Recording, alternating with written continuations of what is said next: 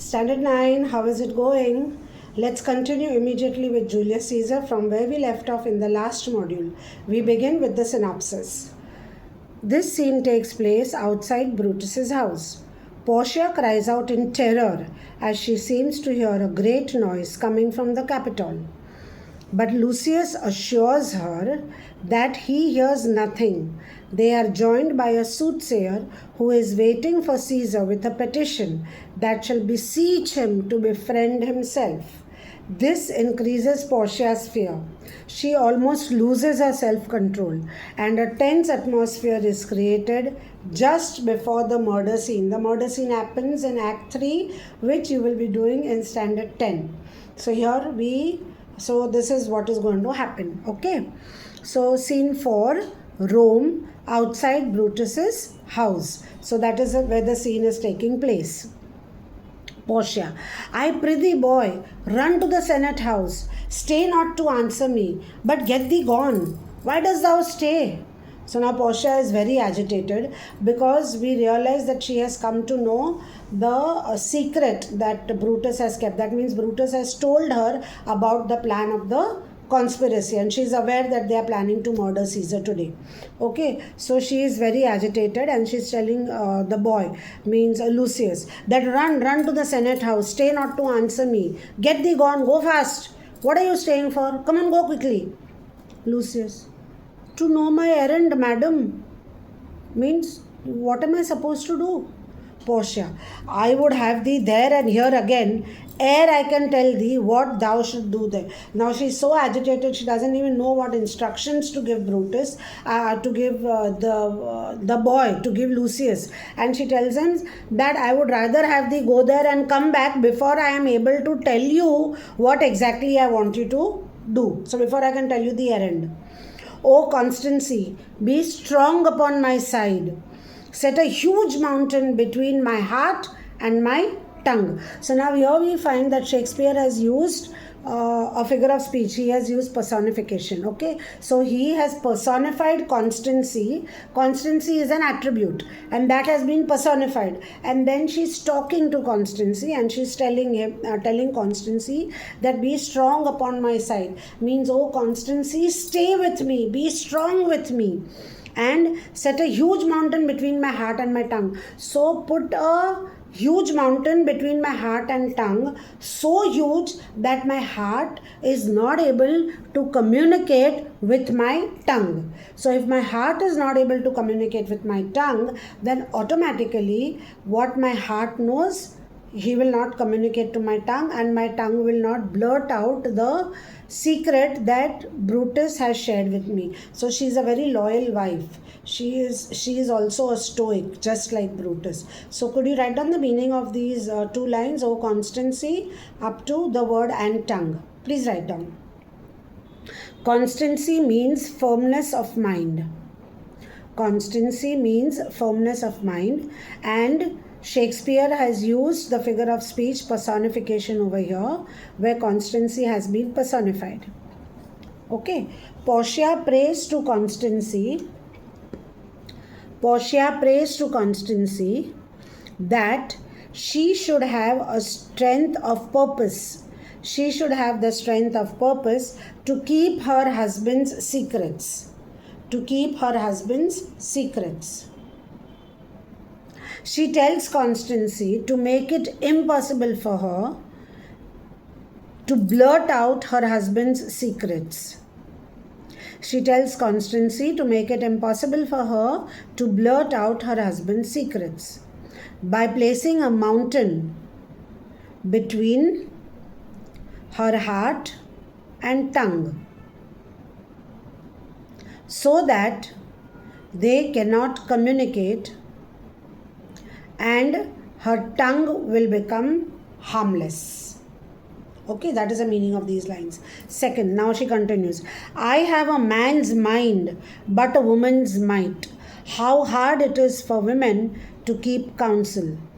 So now again she is saying that I have a man's mind, but a woman's might, means the strength of a woman. And it's very difficult for a woman to keep any secret that she has been led into. So she's trying to say that from my mind, mentally I'm very strong, but physically I don't have that much of strength, and my heart may not be able to keep the secret that my husband has shared with me. So write down the meaning of these two lines also, the interpretation. Portia is saying here that her mind is strong.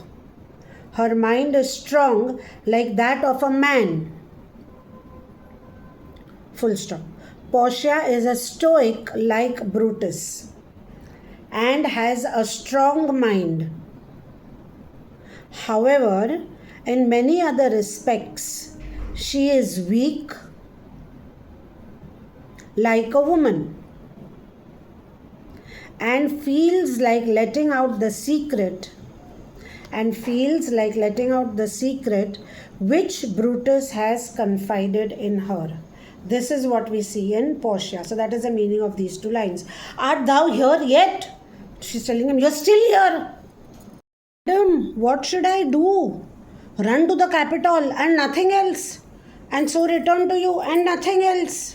So now Lucius is very disturbed by Portia's instructions, and he's saying, what exactly do you want me to do? Just go to the capital, go there, run there, come back from there and do nothing. Portia is very agitated. She's very disturbed. She's very agitated. Why is she agitated? Because she has got the knowledge of the conspiracy against Caesar. Portia, yes, bring me word, boy, if thy lord look well. For he went sickly forth. And take good note, what Caesar doth, what suitors press him. Hark, boy, what noise is that? So now Portia has given some work, some errands to Brutus. And what is the work that she has given? The first thing she is saying is, tell me if your lord looks well. Means if Brutus is looking okay, or he is looking sick, or what has happened, because he went sickly forth. She knows he is well, but just to sound convincing to the servant boy Lucius, she says that tell me if your lord looks well. Then take good note of what Caesar doth. Means take good note, mark exactly what Caesar is doing. And what suitors, means what are the petitions, who are the petitioners who are surrounding Caesar. So, and then she says, hark, boy, I can hear some noise. So she has given 3 jobs. Okay, you got the 3 jobs. The first one, if thy lord look well. Second one, take good note of what Caesar doth. And third one, what suitors press him. So three errands she has given. And then she's saying, hark, I hear some noise. So Lucius, I hear none, madam. I can't hear any noise.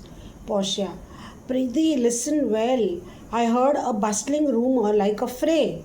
Means like a fight.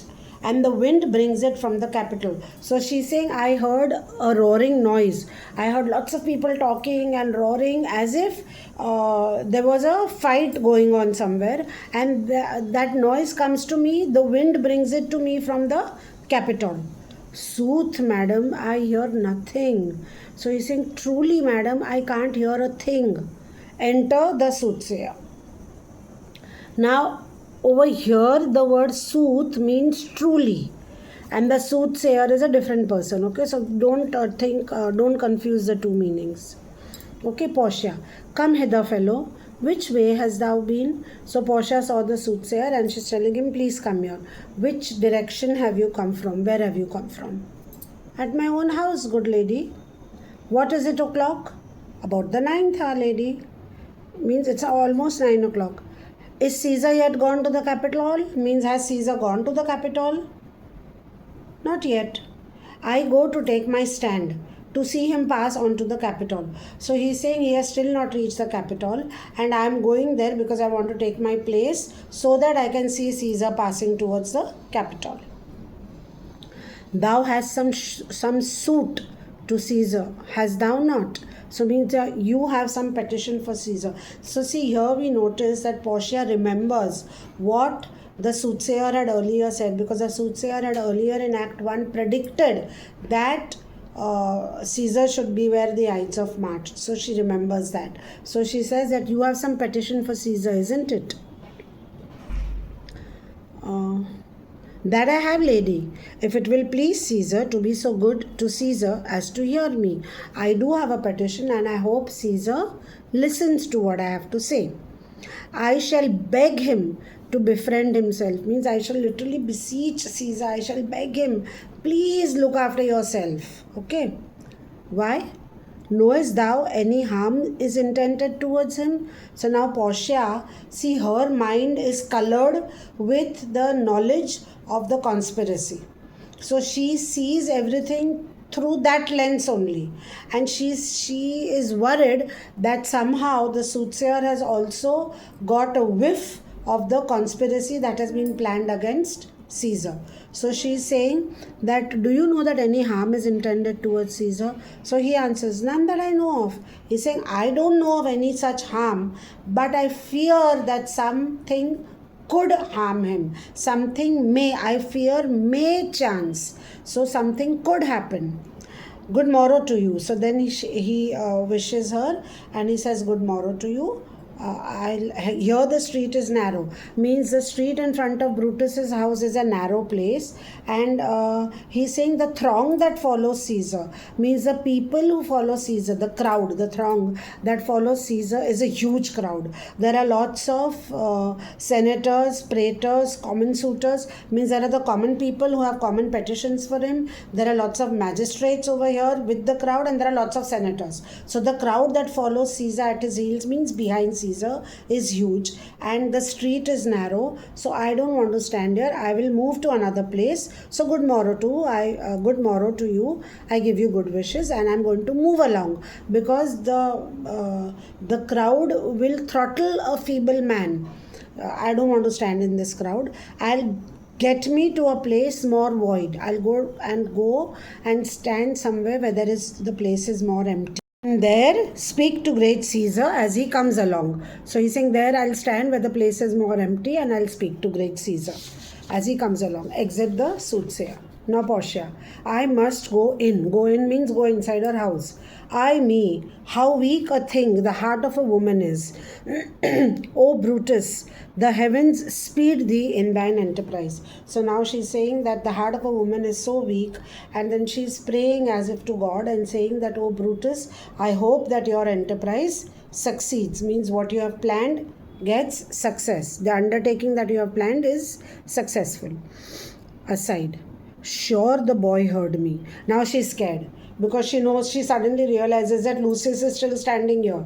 So she's saying, sure, the boy heard me. Now she has to sort of cover up what she has said about the enterprise, because otherwise Lucius will wonder what enterprise is she talking about.